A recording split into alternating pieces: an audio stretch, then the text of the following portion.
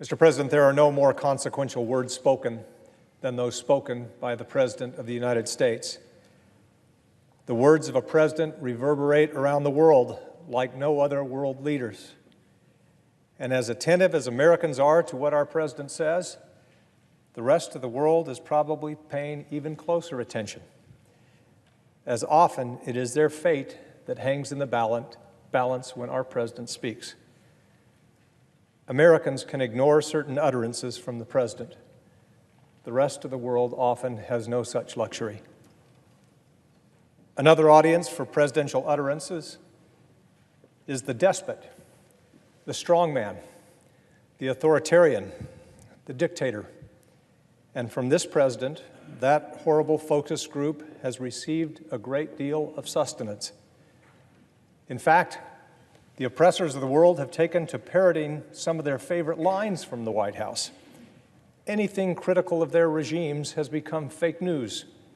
The press is the enemy of the people, just to name two of our president's greatest hits. As I mentioned in this chamber in January of this year, a state official in Myanmar recently said, "There is no such thing as Rohingya. It is fake news." He was, of course, referring to the persecuted ethnic group. In February of last year, Syrian President Bashar al-Assad brushed off an Amnesty International report that some 13,000 people had been murdered in his military prisons by saying, "You can forge anything these days.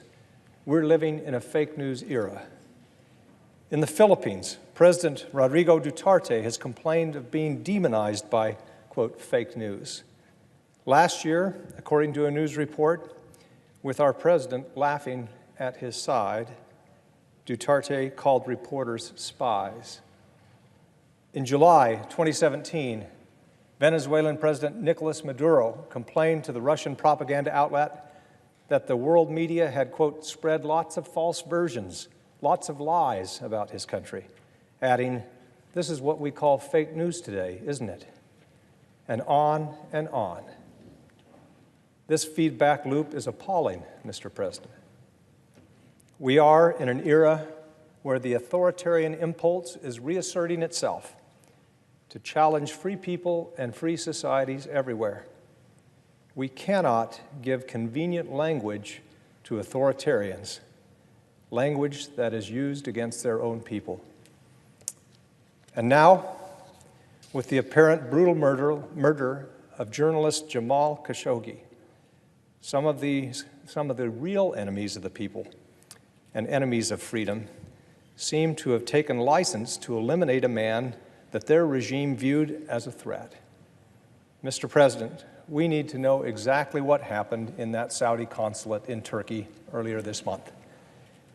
Put bluntly, we cannot do business with the Saudi government if they directed or were complicit in the murder of Jamal Khashoggi. Mr. President, we in this body had best be very careful about who the enemies of the people are and who they are not. The free press is the guardian of democracy and the enemy of tyrants.